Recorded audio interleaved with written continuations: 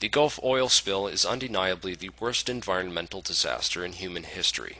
In this video, we will identify the key factors which led to this disaster, reveal some of the key history behind oil, and talk about the real problems we face as a civilization addicted to oil. This video will outline the basis for the suppression of alternative energy technologies, as well as expose the inner workings of the corrupt infrastructure that we must overcome in order to kick our oil habits and restore peace and freedom. Oil has a long and checkered history of greed, corruption, and empire, from the early days of John D. Rockefeller and Standard Oil Company to being the decisive factor in the outcome of World War II, to the invasion and occupation of Iraq, as well as Third World exploitation. It is now public knowledge that CIA Director George Tenet falsified the case for WMDs, and that the real reason for the invasion of Iraq was for oil. This is duly confirmed by the invasion strategy and the construction of permanent U.S. military bases positioned directly on the oil fields. But it's not really that simple. You see, in late 2000, Saddam Hussein threatened to switch to the euro for trading oil, and was pushing to convert Iraq's $10 billion reserve fund at the UN to euros. This information about Iraq's oil currency has been censored by the U.S. media for the interest of the White House, Federal Reserve, and most importantly, the international bankers. Here's why. A country cannot produce an economy without energy. If countries are forced to trade in their money for US dollars in order to buy energy, the value of the US dollar is increased, proportional to the price of oil. So by then increasing the price of oil, you increase the amount each person has to now exchange for the same gallon of energy through the petrodollar, and the transaction balances out the deficit in the currency. This gives the currency its intrinsic value. Money is just paper otherwise. Meanwhile, the central and international bankers, who without this artificial bubble are in all reality bankrupt, can keep their currency from crashing. Now combine this with the fact that Iran and North Korea, the two other axes of evil, were also planning to switch off the US dollar to the euro. The picture starts to become clearer. The banking systems of the Western world and most of the globe rely on the commoditization of finite raw resources that are forcefully traded through the US dollar in order to keep their currency and economic frameworks afloat. Dishonest and corrupt banking practices around the world create an unnatural dependency on oil and other forms of energy. This is why economic hitmen like John Perkins say that their first job was to construct a power plant and loan third world countries the money at interest to pay for it, thereby enslaving them through debt and dependence on the energy and its infrastructure. In his book, The Best Way to Rob a Bank is to Own One, William Black details the process by which banks create money virtually out of nothing through a process known as fractional reserve banking. Earlier in Europe, banks would hold people's gold deposits and issue them paper banknotes to represent their gold being held in the vaults. The banks realized that people only touched a small fraction of the gold in the reserve and began lending out double the amount of banknotes than they had gold in the vault. The term fractional reserve comes from this process of only keeping a fraction of the deposits in reserve, thereby allowing the rest to be lent out at interest. And as long as too many people didn't try to exchange their paper money back for gold at the same time, the banks would still have enough gold in the vault to cover those who did. By doing this, they were able to create money that wasn't really backed by anything except for the paper that it was printed on, meanwhile allowing them to lend it out to others while collecting interest on this money that didn't really exist. The Federal Reserve was created in 1913 leading into World War I and was a way for competing bankers to create a cartel capable of lending massive amounts of money created out of nothing to the countries in the war, and then collect immense amounts of interest from these nations indebted to this privately owned corporation after the war. The Federal Reserve is able to print money at a 9-to-1 ratio, not just 2-to-1, which means that they can lend out 90% of their net worth while claiming it is still fully intact.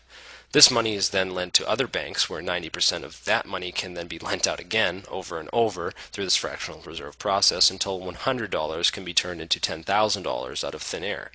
The result of this is the dilution of the US dollar's value.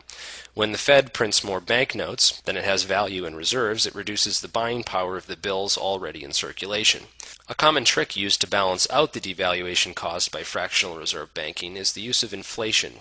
The bankers say, oh, it's not that the buying power of the US dollar has gone down, it's just that it takes more of the same money to buy the same things as before, which is a deceptive way of basically saying the same thing. The trick is to view money as a tradable commodity, so when countries buy energy or oil through a particular currency, the price assigned to the oil is transferred to the value of the money used to pay for it.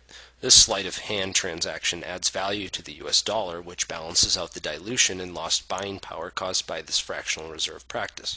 In the 6 years leading up to the Great Depression in 1929, the Federal Reserve expanded its money supply 60% beyond its actual reserve, which in part led to the crash of the stock exchange.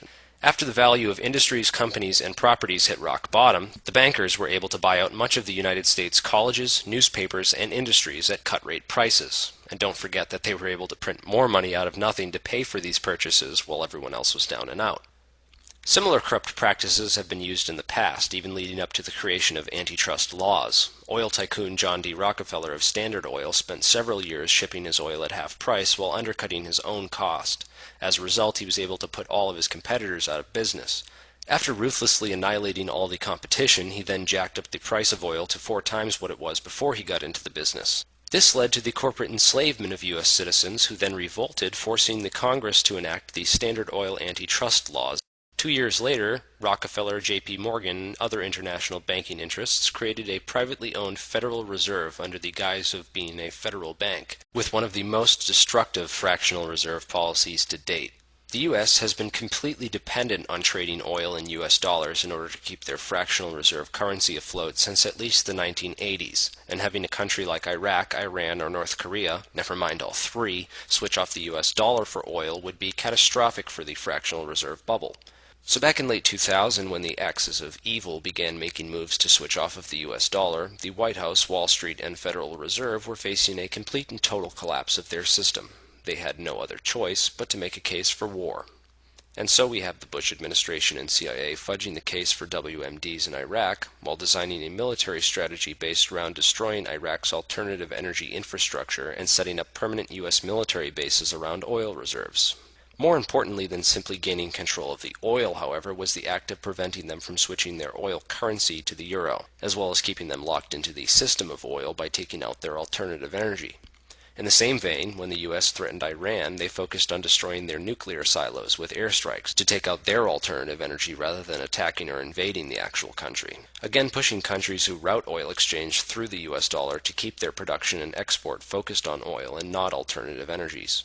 There's also the issue of Afghanistan, which has had a 1,000% increase in opium production since the U.S. invasion, since the bankers also rely on the billion-dollar-a-year drug industry. Drug money gets laundered through the banks, who use it to balance out the money supply further.